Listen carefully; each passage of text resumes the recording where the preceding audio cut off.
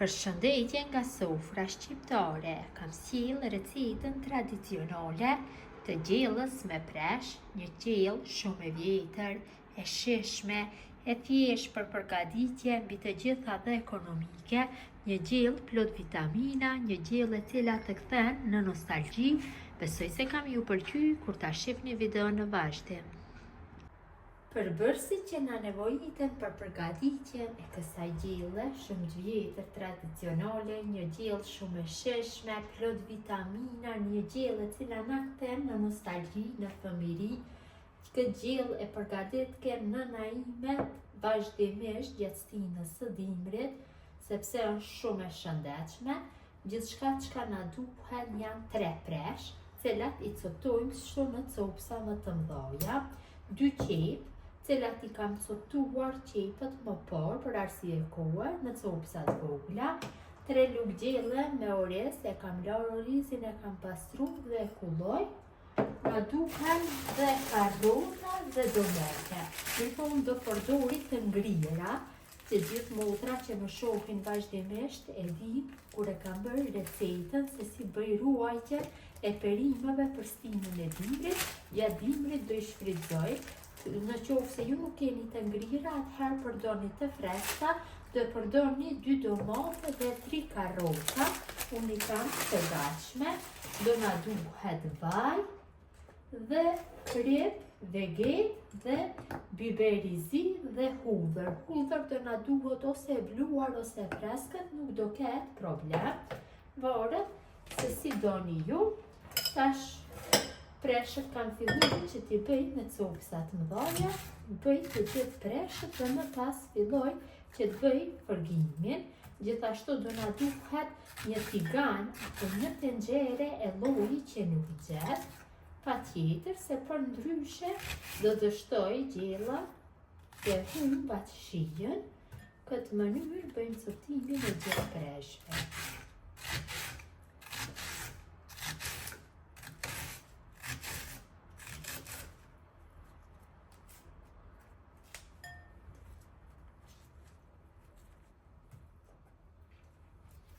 Marim një tigan lloji që nuk ngjet, siç e ceka më parë, hedhim qepët, shtojmë vaj, diku 3-4 lugë gjelle, dhe në temperaturë mesatare i fërgojmë qepët duke i përzier vazhdimisht derisa të zbuten. Qepët kanë filluar që të zbuten, tash ja shtojmë karrotat. Unë jam duke përdorur të ngrira, qoftë se përdorni të freskëta, dhe ja shtoj një 2-3 karrota dhe ja mjafton njëra. Përsëri e përdori nga masën për 6-7 minuta duke e përzier kështu vazhdimisht. Kam përguar masën, tash ja shtoj domatet, siç e thënë, unë i kam të ngrira. Qoftë ju nuk keni as domate të freskëta, as të ngrira, atëherë mund t'ja shtoni 2-3 lugë gjelle me pire domate, nuk do ketë problem. Më parë harrova të cekë se i na duhet dhe 1 lugë gjelle me biber të kuq. Shtojmë pulver të bluar ose të freskët, mbarën nga dëshira. Pas, shtojmë gjithashtu veget, diku 1 lugë të mesme, dhe krip, 1 lugë të mesme.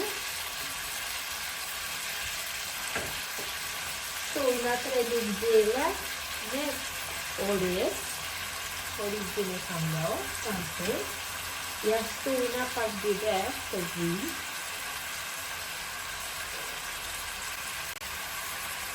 Tash masën e përzim pak, kështu.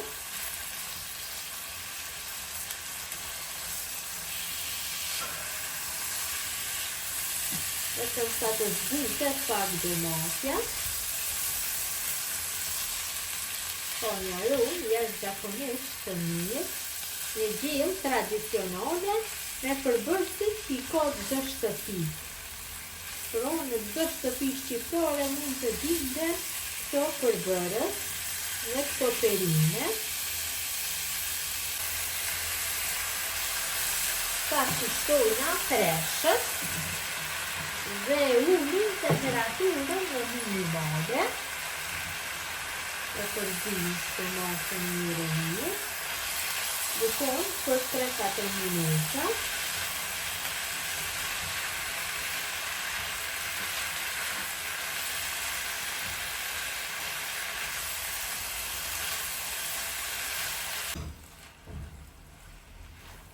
Kam përguar mirë masën. Kam përguar masën dhe kam ulur temperaturën. Tash e shtoj rreth 1 litër me ujë. Përsëri e përzi masën.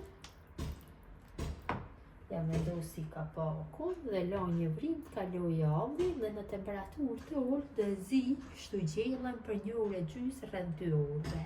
Gjella zjen mjaftueshëm, nuk ka dash 1 orë e gjysmë për zirje. Nuk e kam përzier shpesh, her pas here. Është gati largohet nga zjarri, ka një aromë jashtëzakonisht të mirë, e cila të kthen vërtet në nostalgji. Dhe gjella është gati për konsumim, ka aromën shumë të mirë, konsumohet kështu e nxehtë. Shkon shumë me bukë katuni, bukë nore, vërtet një gjellë plot vitamina.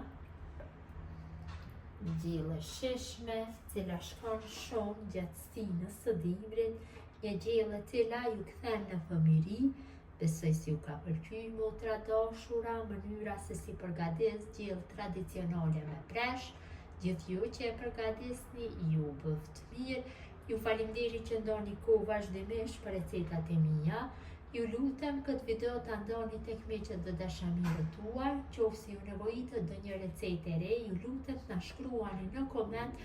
Patjetër do e keni recetën, mirëmbëjtje nga sofra shqiptare deri në recetën e radhës.